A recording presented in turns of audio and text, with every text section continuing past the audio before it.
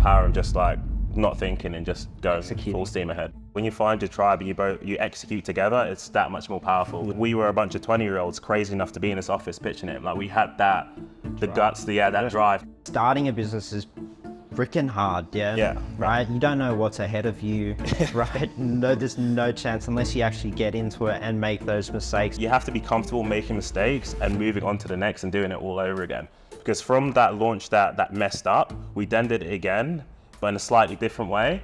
And it was absolutely game changing. So you can't just slack off and just be on the beach all day, every day, because eventually, you're gonna have nothing. If it's an idea that's lingering in your head, you should probably just do it. What if it could turn out better than I could have ever imagined? It's only a loss if you stop learning. If you give up, then you've lost. When you grow up in a certain environment, you think that environment is your world. But then as soon as you step outside of that, you think, damn, there's so much more to life. Right, today on this episode of Creative Freedoms, we had the pleasure of having Pappie. Pappie coming from London, from where I'm coming from, so I know what it's like being brought up in a place like that. Anyway, he had high expectations of himself. He had a plan, he went out, he executed it with 2 of his friends, and since then, he's been living a really good life, creating freedom for himself, living here in Bali.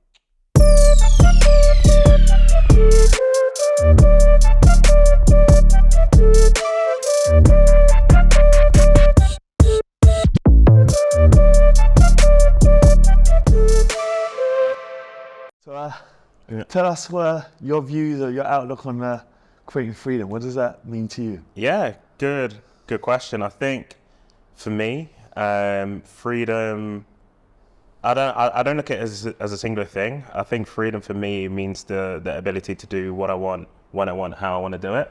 That's both from a kind of like location standpoint. I can be where I want to be. Also in terms of how I spend my time, I can choose to work and get in the grind, get locked in when I want for a period of time, but I can also, flip that, choose to spend it with, those closest to me, like friends, family, stuff like that. So I think freedom is just like this all encompassing thing, if you like, you know what I mean? So I think that's what freedom means to me. Ah, good. All right, for the viewers, man, tell us your name, tell us a little bit about yourself, where you're from, your age. My age? You know what I mean? My street address, everything. You got a bank number? Yeah, I'll give it all to you, mate. For the boys back home? Yeah. So my name is Pappie Boetang. I'm from, I was originally born in Holland. I moved to the UK in my early teens. My background is Ghanaian. And yeah. Ghanaian, where's that? Ghana. Oh, Ghana. Yeah. You know, I didn't even know that you was actually you were born in Holland. Yeah. I actually grew up there initially up until I was like 10, 11. Yeah. And then family moved to the UK, so therefore I moved to the UK as well. Oh. Right. Whereabouts in the UK? So in Hertfordshire, Hemel. Yeah, near Watford. Near Watford, yeah. Correct, yeah. So what was your life like before? Like, what was like a normal day before you decided to make the transition? Yeah. I mean, before I was really young when I moved to Bali. I think I was like maybe like 21 when I made the jump.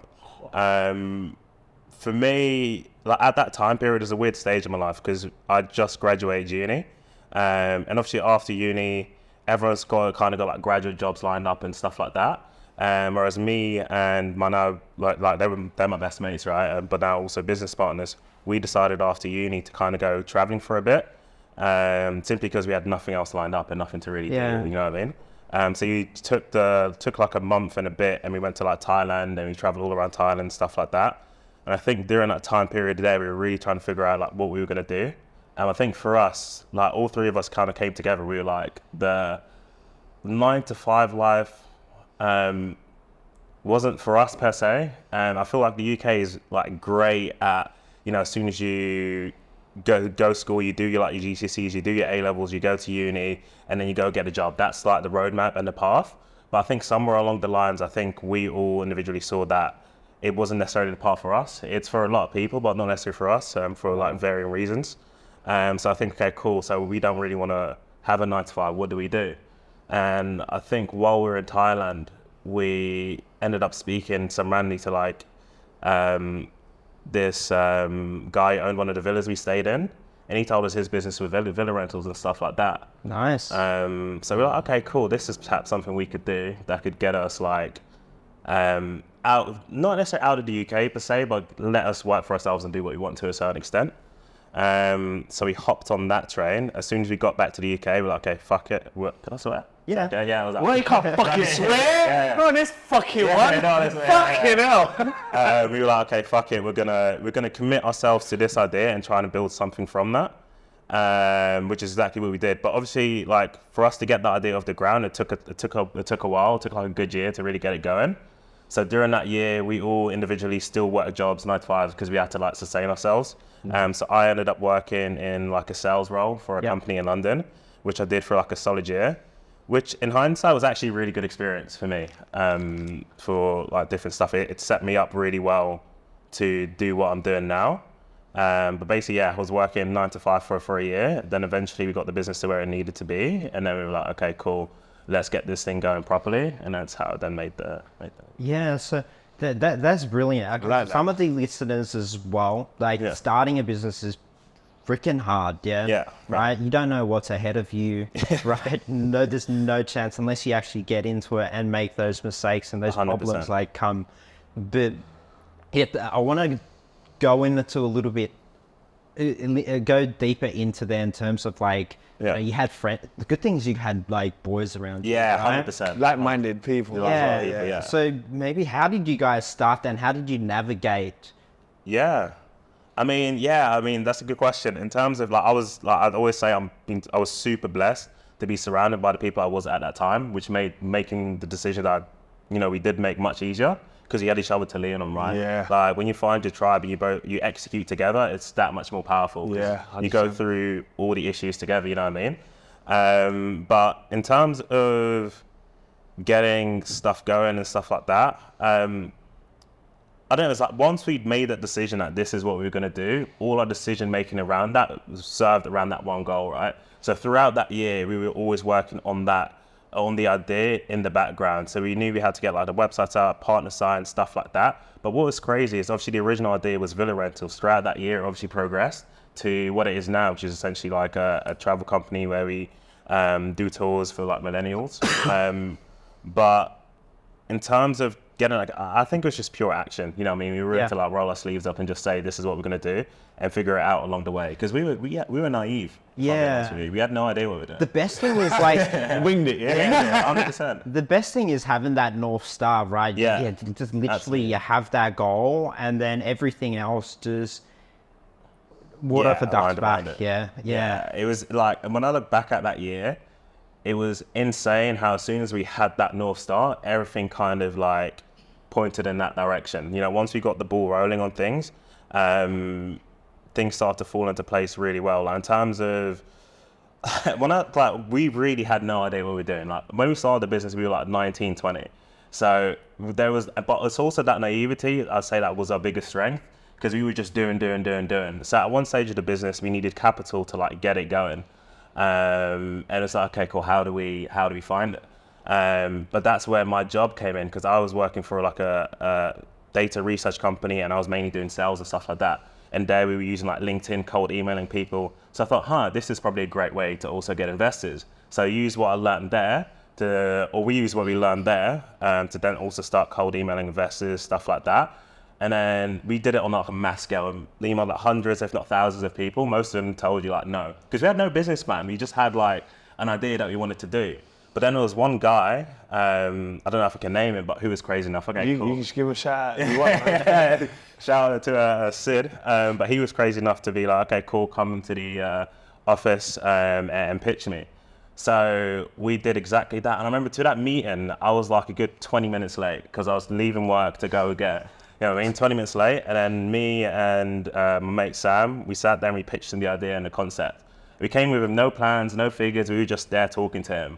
And I don't know what inspired him to do it, but it was like, okay, cool, I'll invest in you guys and we can get this thing going. And I remember when we got that phone call, like me and Sam, we could not believe it. You know what I mean? Because we'd absolutely like winged it. But I think for what it was for Sid was more the fact that we were a bunch of 20-year-olds crazy enough to be in his office pitching him. Like we had the guts, that drive to do it. I think he saw the drive. And thank God that he did. And we've taken it to like the next level ever since. So I think, yeah. So, so tell us, so let's, for the viewers who's watching this, what is it you actually do now? Yeah, so the company's evolved from like a villa rental business to like a more holistic travel company. It's called Lux Week, and essentially we do big tour groups in various destinations. So each trip is around 50 to 100 people. So for example, we're taking to Bali for 7 days, and we'll plan a 7-day itinerary and take them through that. So what we really try to do is create like a social travel experience. So rather than, you know, where we saw the real gap in the market was, if you want to travel solo and meet people, oftentimes you have to do it and stay in like hostels and stuff like that. But it wasn't necessarily, say for example, you're 25 and you want a bit more of the like the finer things, if you like, you know what I mean? You often have to book like your own villa, which is expensive, but you can't meet people. So we were like, okay, cool. What if we did our experience in villas? You know what I mean? And a nice thing. So we did that.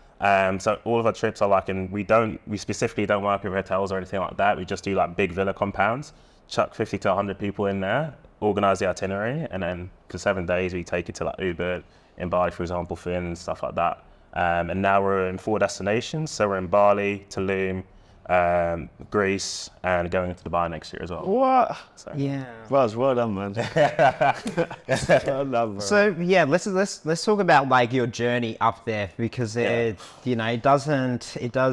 Wasn't all smooth? Yeah, it definitely wasn't all smooth, right? Yeah. So I guess like, you know, once you've landed that one of the investors, right? Yeah. What, you had no game plan. What was the next step after that? Yeah, I mean, after we landed one of us, okay, cool, we got to really do this thing now. You know what I mean? You got to make it happen. Now we actually got to make it happen. So it's okay, cool. What's the next step? So obviously the investor that we got in allowed us to then pull more people in. So we've only got to the number that we needed to make it actually happen. Then I was like, okay, cool.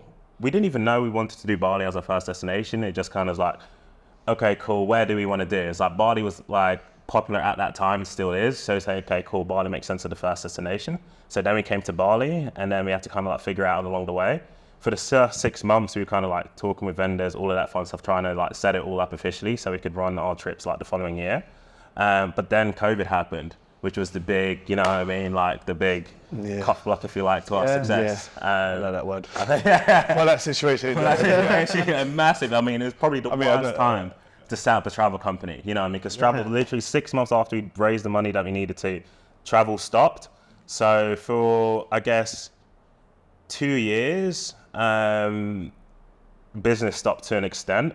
But I also say I'm super glad that COVID did happen. Obviously, I'm sad that, you know, the way it was, but for us, from a business perspective, like that for me was like entrepreneurial business school throughout those 2 years, because we made so many fuck ups, so many mistakes that I don't think we'd be where we're at right now if COVID did not happen. It was a great learning curve. A great learning curve. Yeah, but so what did you learn though? Because the thing is, you couldn't do anything. Were you setting up knowing that travel would come back? Yeah. And the other question is like, you've just gone to like Bali, like you've just decided Bali have like 100 different destinations, right? Yeah, I mean, and Bali was great for us to be in to an extent. Obviously, we had this capital raise, so we knew that travel eventually just has to come back. So we knew that with the money that we had, we just had to survive to an extent. You know what I mean? We just couldn't spend it. We just had to survive so that when travel did come back, we'd be ready.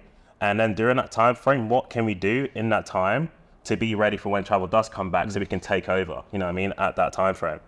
So what we spent the 2 years doing was just like, I mean, as I said, like we didn't really know what we were doing. So during that time frame, we really improved like our branding, our marketing, our kind of like go-to-market, customer acquisition, stuff like that, through trial and error. So like obviously during that time frame, there was like a number of times where we thought travel was coming back, but it didn't, you know what I mean? Yeah. So one of the things we did, for example, was like a launch for Bali trips, I think in like 2021.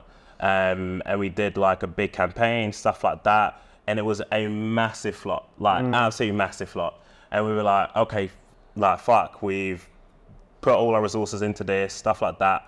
And it didn't work. Like, what do we do now? We're absolutely like fucked. We're down to our last few XYZ. But then again, what taught me most is persistence. To an extent. It's just like you have to be comfortable making mistakes and moving on to the next and doing it all over again. Because from that launch that messed up, we then did it again, but in a slightly different way. And it was absolutely game changing. That's what kept us alive. And we're like, oh my God, we made this bunch of money so quick. Okay, cool. How do we do it again? And from there, we built up the success. We figured out what worked. We figured out what didn't. And then by the end of COVID, we really were ready. Like our branding was at point. We knew exactly how we were going to go to market. And then our execution came a point as well. And then we went up. Wow. And when did Bali was a success. Then how did you select, you've gone into other destinations as well.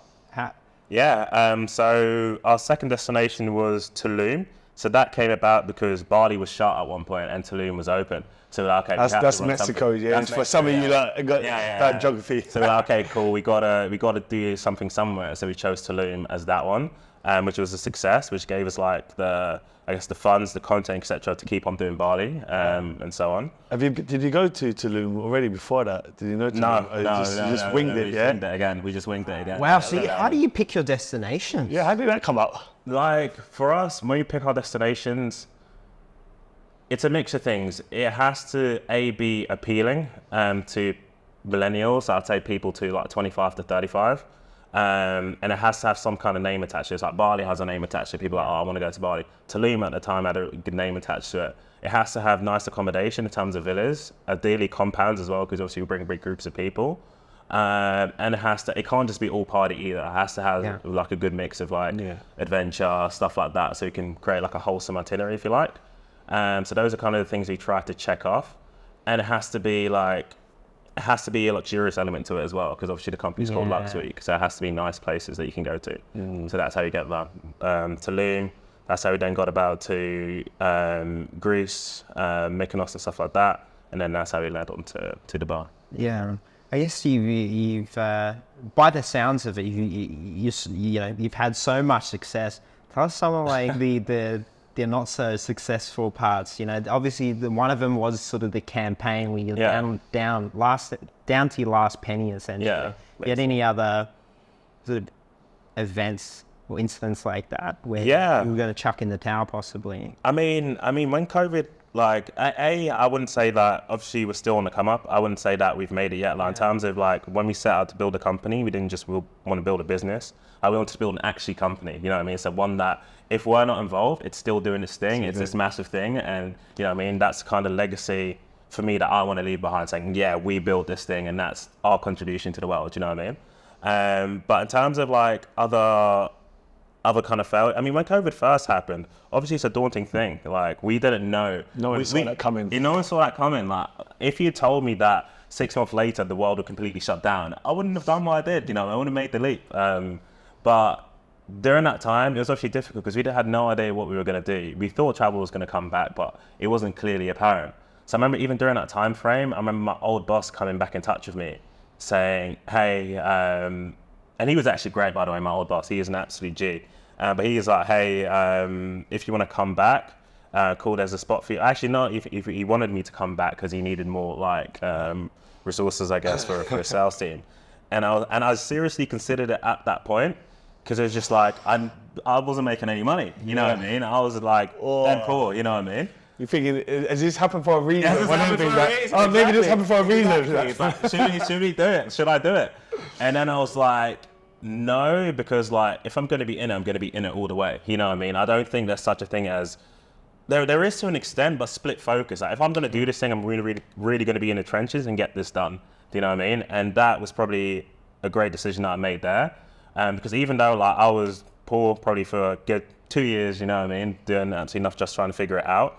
But now I look back at it, it's like. Did you have to borrow any money or anything like that for them times? Or did mixed everything, just try to figure out to survive. Like we were really in the trenches. Like I don't know if some of the boys would be happy with me sharing this, but when we first moved to Bali, I mean the way our setup was crazy, in the sense that like there was 5 of us who moved to Bali initially, started it, and we had a 3-bedroom villa. You know what I mean? So we all had to share rooms and stuff like that. You know what I mean? Like we were really in the trenches. Yeah. So who was spooning who? We were all spooning each other. You know what I mean? We were all spooning each other. We really all that like living. Yeah, it's like some great story because I mean, someone actually reminded me of, I think it was on one of our podcasts, that when it was going really bad I went to Thailand. I just tried to wing it. Yeah. And there was times I didn't have no money. Sometimes that's how I really got into the fasting. Yeah. I'll like go without food for 3 days, 4 days, fast. Yeah. I thought if I spend that money, I'm gonna go on for the next one. So I thought, if I just fast for 3 days, that'll last me for the next 3 days. Hopefully I can find out some more ways to get some money. And with anything as well, this is that sacrifice that you need to. Yeah, absolutely. To put in. Yeah, to get to wherever you want. You have to. And it's like also when you have like no resources to an extent, it's also a blessing in disguise because it forces you to be creative and think outside the box. Resourceful. Exactly. Then be more resourceful and you maximize what you have. I think that was obviously like a benefit as well. So yeah. For the people who's watching, what's your normal day looks like? You wake up in the morning. My normal day now, I wake up in the morning, go training, go boxing. Obviously, that's how we kind of met. Go boxing, train. I think that sets me personally up really well for the day in terms of just clearing my mind. Then go into the office. Like I've got a boring day today, if I'm being honest with you. Like go into the office, do a bit of work, go for lunch, and then after work, go to like maybe a beach club, go to the beach, grab a coconut, sunset, whatever the case may be. For everyone else watching that, they're like, you call that fucking boring. I know. I go home, I'm stuck on the tree. I know. But I get home, I watch TV, EastEnders. EastEnders, you know what I mean? But I know everyone's like thinking like, oh, I'm probably working on the beach behind my laptop all the time. Yeah, no. But like, obviously, to a certain extent, once you... Sometimes. Sometimes. That's also freedom though, because if you can, that's what I'm saying. The people, to us now, it's like, to the people who's watching this now, it's like, well, for me, it's like sometimes I feel, I'm just living day to day, but then I think to myself, the people back home, killing for that. For sure. For sure. Yeah, we forget sometimes. Yeah, sometimes we sit there, we know we're blessed, but we forget. I think, it's become normal for you, so as us as well, where, you choose your lifestyle, right? 100%. You choose what you do, right? 100%. And if that's going into the office, but in Bali, that's brilliant, because myself, it's the same as well, right? Yeah. I work, if not harder, but the environment environment's better, wow. That's exactly what it is. You work probably harder, but the environment here is great. Because when you do want to take that downtime, you can. And in a really cool place, you can go to the beach, you can grab it, stuff like that. But where I was kind of alluding to is that also like once you do find what you want to do and what you're doing, it's obviously like everything kind of starts with you to an extent. So you can't, I think it's better, but also worse because you need extreme accountability because everything starts with you. So you can't just slack off and just be on the beach all day, every day, because eventually, you're going to have nothing and then you're going to have to go back home. Do you know what I mean? Yeah. So it's also having the kind of like presence of mind to be like, okay, I have to actually get deep work done. I have to get stuff done. Action, you know what I mean? And setting the time aside for that, which then naturally leads to like some kind of routine where you're kind of doing the same things, great. But then when you do want to do something else or have that downtime, you also do have it. You know what I mean? That's how you sustain that life, I guess.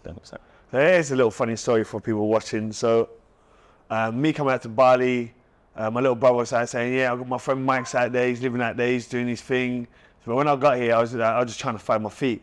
And then I started teaching at Soma. Yeah. And then I met you in Soma. At this time, I didn't connect the dots. Yeah. So we were training. And then after, was it, I think, I met you with Mike maybe something like that.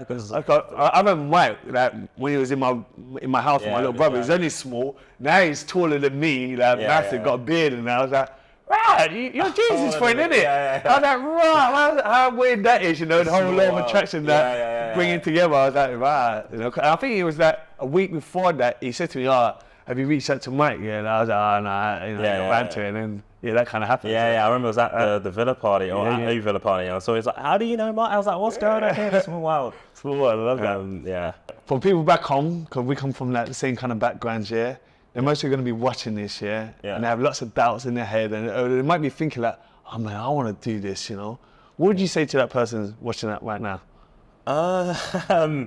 It's a big question. I would say, if it's an idea that's lingering in your head, you should probably just do it. You know what I mean? And just like, the thing is, like, I feel us as humans and everyone in general, you get so stuck into not just necessarily like what you think, but also what your environment dictates and what your environment thinks of you. So you choose not to do a certain thing. Do you know what I mean?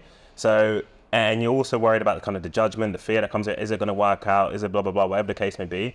And how do you know if it is or isn't if you don't do it? You know what I mean? What if it turns out better than you could have ever imagined? I think that's one piece of advice I received. I was just like, it hit, like you know that. what I mean? You said that like, really what good. if I like, you know, yeah, what if it could turn out better than I could have ever imagined?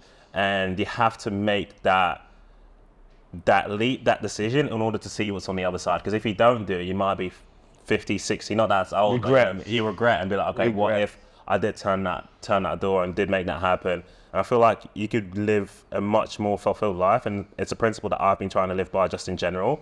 It's obviously easier said than done.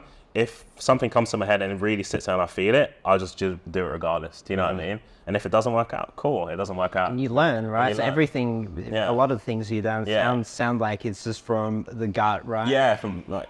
And that's it's it. experiment as well, right? You 100%. got to experiment to see what you like or what you don't like, Yeah. right? And even in your business as well, Yeah. it is all about experimentation. But even actually on that point, like a lot of people say, or as a saying, it's like, oh, you have to go find yourself in your 20s and stuff like that. But I don't necessarily believe in that. I think it's more about kind of like creating yourself and building yourself up. You know what I mean? Yeah, because I used to hate that, finding yourself. I was like, it's like recreating, was it recreating? Recreating, recreating yourself, rebranding yourself. It's the funniest thing, yeah. Like, you know, I do a lot of music festivals back at home as well. Yeah. People go to these music festivals, you know, 3-4 day music festivals and then they do what they do and try to find themselves, right? But half the time they're lost. Talking about taking drugs here. Yeah. 100%. Like, I think with that, like, I almost have a vision of my head of like who I want to be. There's some in some kind of alternate, the way I say it, there's some kind of alternate universe out there where I'm the perfect version of myself. You know what I mean? I'm super healthy, I'm in shape, I have a happy family, my business is flourishing, blah, blah, blah. There is that perfect Pappy out there. So how can I live my life today to get to that version? Do you know what I mean? Good. So it's like, what do I do? What actions do I take? What do I say no to? What do I say yes to, except to get to that kind of North Star, same, if you like. And that's kind of what led me into like boxing, for example. Like, you know, that I had like a fight recently, and same thing with that. Obviously, I was nervous as fuck to do it because I've never officially like fought before. Well, same thing. I was like, fuck it, you know what I mean? There's a version of Paps out there who's done that, who's been through it and learned from it. You know what I mean? So fuck, I'd do it. And then it was a good experience. Yeah, so you sound like you already got, like, you already know the identity that you want to be. What's the Pappy on the... What's the Pappy look like? Yeah. I mean, I've got an idea. I wouldn't say it's fully formed. Obviously, it develops over time, as you kind of grow older, learn and stuff like that. But I think the Pappy out there who's kind of the perfect version is he's got his priorities in order, which means obviously like family first, stuff like that, taking care of them and spending time with them. Business is in order, super successful, is flourishing. Health is also in order, so making sure that I take care of myself today, so that, you know, tomorrow I'm all good, and those kinds of things. You know, so. And I guess like one of the biggest things is a constant occurrence on these podcasts. Like vision boards as well. Like, do you have like a vision board? I actually don't. I wouldn't say I actually have a vision board like written out. It's all kind of like up there, but there is power in doing that kind of writing. I will write stuff down in my notes, you know what I mean? So like at the start of the year, I'll write stuff, I want to do this, I want to do that, you know what I mean? And sometimes I don't even look back at them, you know what I mean? But the fact I've written it down, I kind of hold myself to it mentally, saying I've said I'm going to do it, so therefore I have to do it, you know what I mean? And there's a lot of power in that as well. Yeah, I believe in that stuff. It's like, when it's in your head, it's in your head. Yeah. Once you write it out, exactly, and get it like out you there. actually bring it to life. To like 100%. Because like the same thing is that I wrote stuff on my notes. And then, you know, a year later, months later, I'm doing something, and I go through my notes, and I'm like, oh my God, I'm doing that. Yeah, exactly. I've done it. It's like, wow. Exactly, you know and it's down to the T sometimes. Exactly. I'm like, exactly. So yeah, definitely, I do believe in and it's like, even just chucking stuff out there, saying I'm going to do X, Y, Z, and then even to someone else, and like, now I've said it, I have to do it. Yeah. Do you know what I mean? You hold yourself accountable, and then there's a little voice in your head is like, you have to do it. You have to do it. Yeah, don't be a pussy, you have to do it. You know what I mean? You have to follow through. And then you just like, you don't get stuck in your own head, you kind of go through the motions, you get it done. Do you know what I mean? And there's a lot of power in just like not thinking and just going full steam ahead. So with the boxing, because totally off the books, but we're gonna fight in it. Yeah, you gonna do another fight? Yeah, 100%. I have to. Yeah. The way the last fight went was a great learning curve.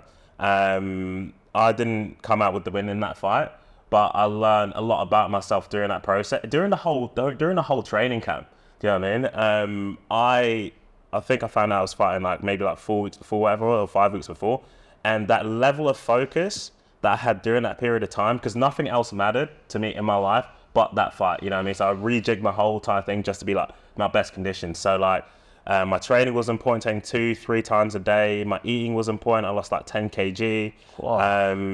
And then, yeah, my boxing skills obviously leveled up during that time period. But it also showed me that if I want to achieve something, being able to lock in for like 6 weeks, really lock in for like 6 weeks, you can move mountains. Yeah. You know, you can do the same thing and apply it to any other goal and really drive for it for 6 weeks. You'd be like streets ahead. I think that's what it showed me. You know, Helped me with the fighting. It's like, you know, I became world champion at 18. Yeah. And now I use that same kind of thing to my life. Yeah, 100. You know, it took me a while actually to notice it. It's like, because when I done my first fight, I lost so bad, and I was a winner at everything. And I sat there and I said, you know what? I ain't gonna leave this until I become world champion, until I beat everyone. And I went back, I was train. And I went for my next fight and I got my ass beaten up again. It continued so many times that I was losing. And afterwards, then I started winning. Then I got higher. And then you said a great thing to me after the fight, where it's like, it's only a loss if you stop learning. And I was like, 100%, you give up. right. If you give up, then you've lost. You know what I mean? It's like, it's just like another, just like anything, it's just another learning lesson. You know, to take in your stride. That's why I was kind of asking, because I want to see how that. Because it's so much real life to the whole thing. It's like, you know, a lot of people, like with your whole story you've been telling today, it's like, you know, you went for the COVID, some people were this and that, it's like, it's the same thing with the it's like, it's that constant up and downs, and eventually you start moving up. Do you know what I mean? You go down. It's like that. Exactly. Exactly. But I wish my crypto coin was. Yeah. But I think boxing, or just martial arts in general, is one of the greatest things ever in terms of just like self-development, finding out about yourself, and just that discipline, everything. Discipline, controlling. Yes, it is so like because now I'm teaching some kids, and every kid's got, you know, going through certain stuff in their life, and you know, I'm more like a mentor than just a coach. And you learn so much to help you in life. Like 100%. There's so many things you can just apply. Like, even I got one kid, he got really anger problems, and it's like, before he's come in, he never really talked to anyone. He had his little anger problem. And he's like, there was one day I was sitting there and he came in and all the kids are there putting the wraps on. And he came in late, and as he came in, he was like, he had this little spring in his step now. He was like, yeah, bro. To the rest of it, I was just watching it all night. And I was like, wow. And then his mum was even messaging me, because me and his mum was always chatting like to each other, because we're working on him. And she was like, oh man, he's changed so much. He's more open. But that's where it's important to have like people like yourself out there in the world, you know what I mean? Because I feel like you're honestly, and you probably don't give yourself enough credit, one of the most selfless people that, you know, I know, just generally speaking. Because what you did for me during that period at Somi when we were training boxing was massive. Because you helped me fall in love with the sport and everything that came with it. You know what I mean? The Sunday sessions we used to do, I used to come to that like religiously, etc., etc. And that for me has served me like so well now. And it's just like you giving up the time to teach me something that you love, passed down that love for kind of boxing thing down to me, where I feel like I want to do it to others as well. Do you know what I mean? So it's just like, Well, I'll tell you what, even I think it was yesterday, the day before, it's like every time I teach people out here, like your name always comes up. Like, because I got the two young boys I teach, they're scoured, and it's the defense thing. The way I teach is a little bit different from everyone else, and you know, and it's like we were doing the same thing, like the defense thing. We put it to real action. There was a fight I went to Singapore the other day. When I was seeing all the other coaches warming up the guys with the pads and all that stuff, just going through the pads. Where I said to my guy, all right, cool, I'm gonna do the punch thing. So I'm throwing these punches at them. You know, that's what's going to happen. And he's learning how to react. And the same thing with Paps, like, we were going through lots of drills. And it's like, there's one time I was sparring with him, and it's like, it's getting a little bit hard to hit, man. I'm getting hit now. But then I do brush myself off, and you're just a good coach. You told me well. But I was watching you spar with some other guys, and I was like, yeah, man, he's on a different level now, man. Still way more to go.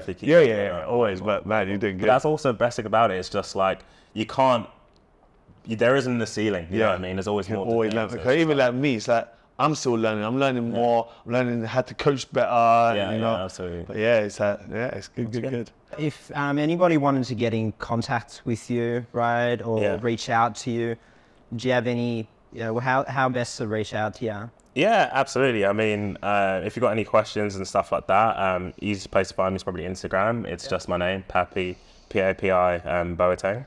And then, yeah, if you've got any questions and stuff like that, I'm more than happy to like just drop me a DM. You know what I mean? I've always got time for people, simply because like people had time for me when I was things. I always pass it back and pass it forward. So for sure. What about your business? If people want to come out and do this Yeah, class, but there's so many people. yeah. I think for people who want to do these, you know, leave the rat race to that. I think going on like a little trip, like with cool people, is a great starting thing. 100%, and after that, it's like you can go on by yourself after that, Yeah. because when you come here, you're like, oh, you're on your own. You got some people just like, you know, you do this how it runs, this, that, that, and then afterwards you can fly by yourself. I think even before the kind of like it was off camera, you mentioned how kind of traveling like opens your world, right? Yeah. Because when you grow up in a certain environment, you think that environment is your world. Your product, your own environment. Product, you are to an extent, you know what I Definitely. mean? But then as soon as you step outside of that, you think, damn, there's so much more to life. That's the thought I had when I went Definitely, to life. 100%. There's so much, like, there's so many different avenues, directions you can go to, stuff like that. So yeah, I definitely encourage, you know, anyone who's stuck in that place and you want to change, just even go into like a different city. You know what I mean? That is a small step. Just By yourself. By yourself, you know what I mean? That's it. And yeah. Yeah, and so if you want to like just even take a test, right? Like it's a good first step, right? If you wanting to, you know, just test the waters out, you could just find out if it is for you or for. So what's your business name? Just say that again. So So the business is at the Lux Week. And yeah, if you want, we're on Instagram, so just drop us a DM. We've also got a website, theluxweek.com, and you can speak to one of our kind of experienced experts if you want to join a trip. There you get to kind of meet kind of other like-minded people and things like that. And then yeah, hopefully that might kickstart your journey. cool, sweet. Papi, thanks for jumping on. Thank you for having me. Thank you, appreciate it. Bro, I'm blessed. Thank you. Thanks, guys. So if you want to hear more stories, just you know, subscribe. And those who are listening, just make sure you leave a review on like Apple and Spotify as well, because this is a new podcast. Otherwise, we have another interview next week. So until then, boys and girls, catch ya. Sign out.